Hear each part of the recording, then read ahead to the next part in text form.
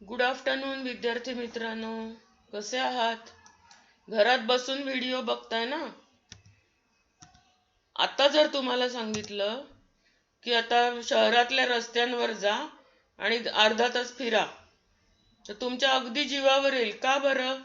तर शहरातल्या रस्त्यांवर या चित्रात दिसतोय तसा वाहनांचा खूप धूर असतो. जर गावामध्ये किंवा शहरामध्ये कारखाने असले तर त्याच्यातून असा धूर बाहेर पडत असतो.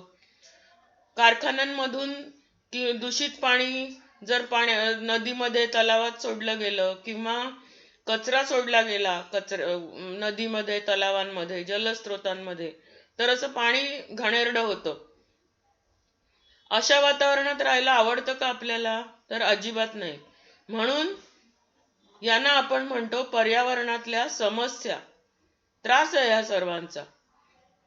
या समस्यांवर मात करण्यासाठी काय करावं लागेल ते आपण ह्या धड्यात शिकणार आहोत. 8व्या धड्याचं नाव आहे प्रदूषण.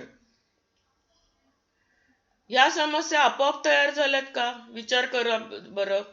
तर अजिबात नाही. त्या माणसांनी निसर्गात जो हस्तक्षेप केलाय त्याच्यामुळे या समस्या निर्माण झाल्यात. नदीचं, तलावाचं पाणी स्वतः असं असतं का? नाही. आपण त्याच्यात काहीतरी कचरा सोडतो, टाकतो, गटाराचं पाणी सोडतो, कारखान्यांमधलं दूषित पाणी सोडतो. फक्त डोंगराजवळ गेलात तुम्ही किंवा डोंगरावर गेलात तर जी शुद्ध हवा असते, शेतात जी शुद्ध हवा असते ती खरी निसर्गाची हवा, नैसर्गिक. मग ती ह्या वाहनांच्या धुरामुळे, कारखान्याच्या धुरांमुळे कोण प्रदूषित करतं? तर माणूस. याला म्हणतात हस्तक्षेप. कशामुळे होतो हा त्रास? औद्योगिकीकरण. जेवढे उद्योग वाढले तेवढं प्रदूषण वाढलं, हा समस्या वाढल्या. लोकसंख्या वाढली की त्यांना जास्ती वस्तूंची वगैरे गरज असते, पुन्हा कारखान्यांची संख्या वाढली. आपल्याला वस्तू कमी पडतायत, इंधन कमी पडतायत, आपण खणतो, खाणी खोदल्या जातात प्रचंड खोल, त्याच्यामुळे समस्या निर्माण होतात. वाहतूक, शेतीसाठी होणारा कीटकनाशकांचा आणि खतांचा वाढता वापर, यामुळे पृथ्वीवर या समस्या निर्माण झाल्यात आणि ज्या माणसाने निर्माण केल्यात त्याचा पुन्हा माणसावर परिणाम व्हायला लागलाय. फक्त माणसांवर पण नाही तर वनस्पती, प्राणी यांचा सुद्धा आहे ना निसर्ग, की फक्त माणसांना लिहून दिले पृथ्वी कोणी नावावर? अजिबात नाही. माणसामुळे निसर्गातल्या वनस्पती, प्राणी यांना पण खूप त्रास होतोय. त्या सगळ्याचा अभ्यास आपण ह्या धड्यात करणार आहोत. नैसर्गिक पर्यावरणाचं परिसंस्थेला हानिकारक, ही परिसंस्था आहेत सगळ्या. पाणी, हवा, जंगल, या परिसंस्थेला हानिकारक असं दूषितीकरण म्हणजे प्रदूषण. दूषितीकरण म्हणजे काय? त्याचे जे स्वतःचे घटक आहेत ते खराब होऊन जातात आणि हे ज्यांच्यामुळे खराब होतात त्यांना म्हणतात प्रदूषके, पोल्युटंट्स. परिसंस्थेची जी नैसर्गिक कार्य चालू असतात त्यांना अडथळा आणणाऱ्या अजैविक आणि जैविक घटकांवर. आताच मी सांगितलं वनस्पती, प्राणी आणि मानव हे झाले जैविक घटक. पण अजैविक घटक कोणते? तर हवा, पाणी, जमीन, सगळ्यांचं प्रदूषण होत आहे. यांच्यावर जे घातक परिणाम घडवतात ते घटक म्हणजे प्रदूषके. ही जर पर्यावरणात जास्त प्रमाणात सोडली गेली तर पर्यावरण विषारी आणि अनारोग्यकारक, विषारी पण होतं आणि अनारोग्य, सगळ्यांना, सजीवांना अनारोग्य होतं. प्रदूषक नैसर्गिक पण आहेत आणि मानवनिर्मित पण आहेत. पण मानवनिर्मित प्रदूषणात फार मोठा भाग असतो. नैसर्गिक प्रदूषके निसर्गाचा नियम आहे त्याप्रमाणे ती कालांतराने नष्ट होतात. याच्या उलट आपण जी पर्यावरणात सोडलेली आहेत ती प्रदूषके नष्ट होत नाहीत. हा त्यांचा सर्वात घातक परिणाम आहे. मग तुम्ही करायचंय काय?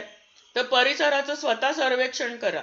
कामासाठी बाहेर पडता, आता शाळा सुरू होतील, शाळेसाठी बाहेर याल, तेव्हा परिसरात प्रदूषित ठिकाणं कोणती आहेत? आताच मी सांगितलं. घरात आपण स्वच्छ हवेत राहतो, पण रस्त्यावर गेलात तर तीच हवा श्वसनासाठी नको वाटते. आपण रुमाल तोंडावर धरतो आणि चालतो. हल्ली तर मास्क लावावाच लागतोय, त्याच्यामुळे एका अर्थी हा धूर आपल्या नाकात जात नाही. पण मास्क नसेल तर ती सगळी प्रदूषित हवा आपल्या सुद्धा शरीरात जाते. मग हे प्रदूषणकारी ठिकाणं कोणती आहेत, घटक कोणते आहेत हे ओळखा. आता आपण बघूया त्यांचं एक एक प्रदूषणाचे प्रकार. पहिलं आहे एअर पोल्युशन किंवा हवेचं प्रदूषण. विषारी वायू, धूर, धुलीकण, धुळीचे कण, सूक्ष्मजीव यांच्यासारखे घातक पदार्थ जर हवेत असले तर ती हवा प्रदूषित आहे असं म्हणतात. तुम्ही जर मुंबई ठाणे या शहरात गेलात, कोणत्याही शहरांमध्ये, तर तिकडे नाक्यांवर असे साईन बोर्ड्स आहेत की जिथे लाल रंगामध्ये त्या ठिकाणच्या हवेतली प्रदूषकांचं प्रमाण लिहिलेलं असतं. कार्बन डायऑक्साईड किती आहे, सल्फर डायऑक्साईड किती आहे, कार्बन मोनॉक्साईड किती आहे, हे प्रमाण लिहिलेलं असतं. कशासाठी असतं ते? माणसाला जागा करायला की तुमच्यामुळे इथली हवा एवढी प्रदूषित झाली आहे. आता ही चित्र बघूया आपण. पहिल्या चित्रात वणवा पेटलेला दिसतोय, म्हणजे जंगलात लागलेली आग. त्याच्यामुळे भरपूर धूर, काजळी, धुळीचे कण, बरंच काय काय हवेत पसरून प्रदूषण होतं. दुसरं आहे ज्वालामुखी आणि तिसरं दिसतंय तुम्हाला वाहनं. या सगळे घटक आहेत हवा प्रदूषण करणारे. आता ह्याच्यातली नैसर्गिक कारणं कोणती? तर ज्वालामुखी. हा ज्वालामुखी आहे. त्याचा उद्रेक झाला तर त्याच्यातून घनरूप, वायुरूप, द्रवरूप तीनही पदार्थ बाहेर पडतात. Hydrogen sulphide, sulphur dioxide, carbon dioxide, ammonium chloride, hydrogen, पाण्याची वाफ हे सगळे वायू, धुळीकण हे स्थायू आणि लाव्हारस बाहेर पडतो तो द्रवरूप. हे सगळे घटक प्रदूषक आहेत. दुसरा आहे भूकंप. तो जर झाला तर अंतर्भागातले विषारी वायू आणि पाण्याची वाफ फार मोठ्या प्रमाणात हवेत मिसळते आणि धूळ पण उडवली जाते. वावटळी आणि धुळीची वादळं जास्त करून वाळवंटात येतात. ही जमिनीवरची धूळ, केरकचरा, माती, परागकण, सूक्ष्मजीव हवेत मिसळतात. वादळच यायला नको. तुमच्या इथे बघितलं असेल तुम्ही, जोरात वारा आला आणि ग्राउंडवरची माती उडली तरी तुम्हाला हे सगळे घटक हवेत तरंगताना दिसतात. वणवे म्हणजेच जंगलातली आग. त्याच्यामुळे carbon dioxide, sulphur dioxide, hydrogen sulphide हे वायू, धूर आणि झाडं वगैरे जळतात त्याचे सूक्ष्म कण, काजळी ही हवेत मिसळतात. जीवाणू, कवकांचे बीजाणू त्यांचे नैसर्गिक जीवनचक्र चालू असतात, पण त्याच्यात ते हवेत मिसळतात. पण त्याच्यामुळे सुद्धा फार मोठ्या प्रमाणावर प्रदूषण होतं, जे आपल्याला डोळ्यांना दिसत नाही. पण हे सूक्ष्मजीव जर शरीरात गेले श्वासाबरोबर तर श्वसन मार्गाचे अगदी वेगवेगळे रोग होऊ शकतात, सर्दी खोकल्यापासून क्षयरोगापर्यंत.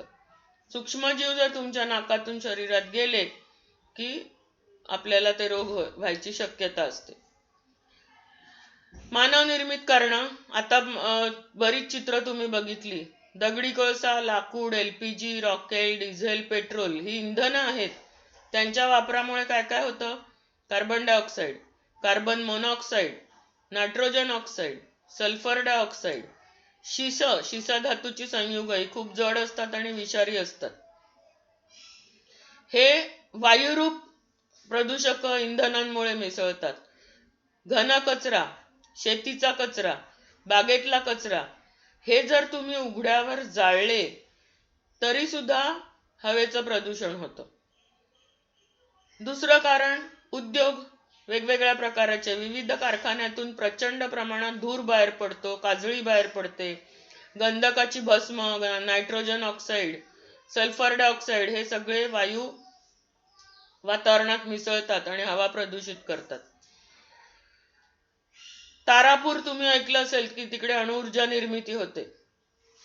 त्या ऊर्जा निर्मितीच्या वेळी सुद्धा युरेनियम, थोरियम, ग्रॅफाइट, प्लुटोनियम या मूलद्रव्यांचा जर खूप वापर झाला तर किरणोत्सर्जन होतं. हे सुद्धा डोळ्यांना दिसत नाहीत पण ते घातक असतात. आणि अणुस्फोट झाला तर फारच मोठ्या प्रमाणात ही प्रदूषक हवेत मिसळली जातात. मग ही सगळी आहेत मानवनिर्मित कारणं. इंधनांचा वापर, औद्योगिकीकरण, अणुऊर्जा निर्मिती आणि अणुस्फोट. याशिवाय कारणं कोणती? तुम्हाला आवडीचं काम दिलंय, इंटरनेटवर मोठ्या मोठ्या ज्वालामुखींची माहिती मिळवा आणि महाराष्ट्रातली मोठी शहरं आहेत, मुंबई, पुणे, औरंगाबाद, खूप आहेत, नाशिक, त्यांच्यामध्ये आणि गावांमध्ये वायू प्रदूषणाचा मानवी स्वास्थ्यावर काय परिणाम होतो याची माहिती मिळवा. प्रदूषण किती घातक असतं त्याची 2 उदाहरणं ऐकूया.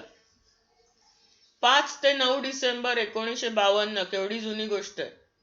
या कालावधीत लंडनमध्ये हवा प्रदूषणामुळे दाट धुकं पडलं. कारण तिकडची हवा थंड असते खूप आपल्यापेक्षा.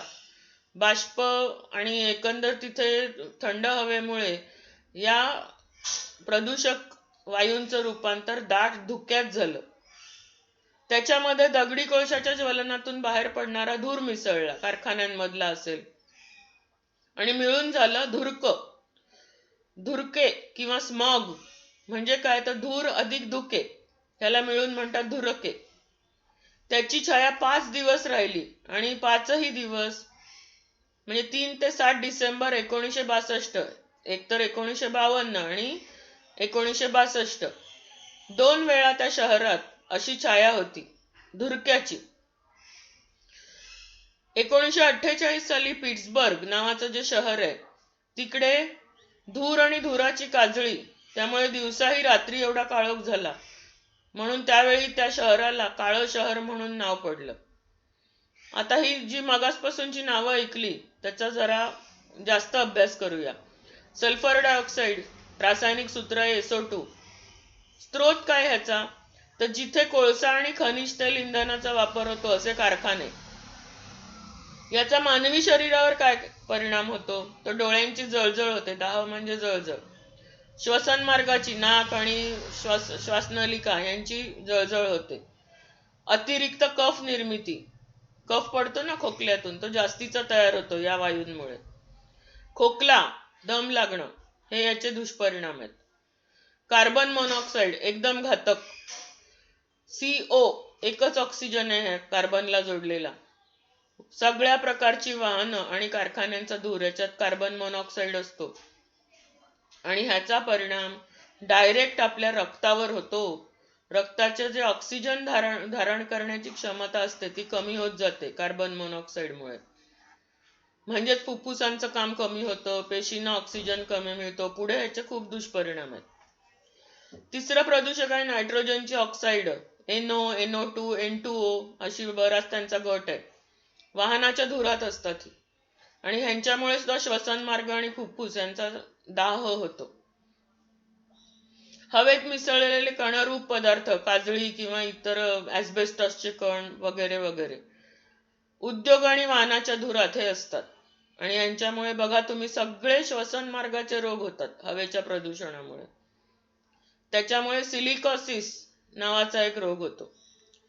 आता शेतीकडे, शेतीसाठी जी वापरली जातात कीडनाशक, कीटकनाशक, तणनाशक, ती शेतीसाठी फायद्याची, पण त्याच्यामुळे माणसाच्या मात्र शरीरावर परिणाम होतात. मनोदौर्बल्य म्हणजे मानसिक त्रास होतो आपल्याला, दीर्घ श्वसनामुळे मृत्यू सुद्धा येऊ शकतो. जर कीटनाशक खूप काळ तुमच्या शरीरात गेली तर मृत्यूला कारण ठरतात. 7वं आहे प्रदूषक मिथेन, CH4. कारखान्यांमधून जर वायू गळती झाली तर विषबाधा, त्वचेचा कर्करोग, दमा, श्वसन संस्थेचे विकार, परिणाम बघा किती गंभीर आहेत हवा प्रदूषणाचे. भारतातली जर महाभयंकर वायू गळती म्हणायची तर ती 2 डिसेंबर 1984 रात्री भोपाळमध्ये अपघात झाला एका कारखान्यात आणि वायू गळतीमुळे 8,000 लोक एका रात्रीत प्राणाला मुकले. भोपाळ गॅस दुर्घटनेबद्दल अधिक माहिती तुम्ही मिळवा, का झाली, कशी झाली वगैरे वगैरे, स्वरूप काय, कारण काय होती, नंतर काय परिणाम झाले तिचे, आणि परत असं होऊ नये म्हणून काय उपाय योजले गेले.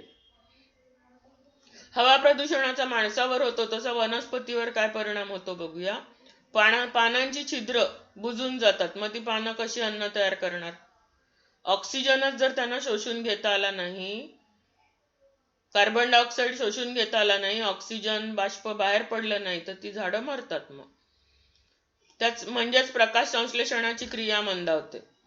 वनस्पतींची वाढ खुंटते, पानं गळतात, पानं पिवळी पडतात. असं दिसलं की ओळखायचं इकडची हवा प्रदूषित आहे.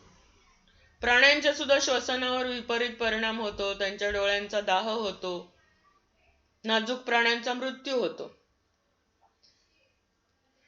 असं म्हणतात की जिथे हवेचं प्रदूषण आहे तिकडचे पक्षी हळूहळू त्या शहरातले कमी होत जातात, त्यांना सोसत नाही ती प्रदूषित हवा. आता वातावरणावर काय परिणाम होतो? इथपर्यंत आपण बघितले जैविक घटक. आता बघूया हवा प्रदूषणाचा अजैविक घटकांवर कसा परिणाम होतो. तर ओझोन हा हवेचा एक मूळ घटक आहे. वातावरणाच्या स्थितांबर या थराच्या खालच्या भागात ओझोनचा थर असतो.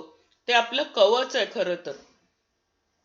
सूर्यापासून जी किरणं उत्सर्जित होतात, अल्ट्राव्हायलेट म्हणजे अतिनील किरणं, ती ओझोन वायूमध्ये शोषली जातात, पृथ्वीवर पाठवली जात नाहीत. त्यामुळे आपलं आणि वनस्पतींचं, प्राण्यांचं संरक्षण करतो हा ओझोनचा थर. पण आता मात्र या ओझोन थराला छिद्र पडली आहेत असं म्हणतात. का बरं?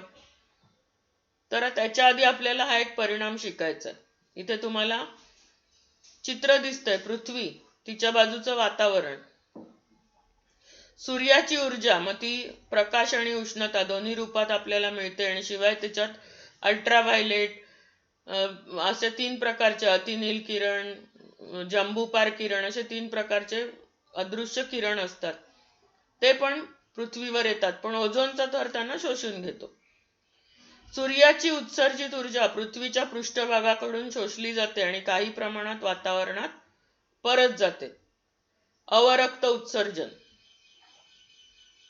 आता बघा, कार्बन डायऑक्साईड वातावरणात अगदी कमी प्रमाणात असला तर तो सूर्याची ऊर्जा शोषून घेण्याचं अतिशय उपयुक्त काम करतो.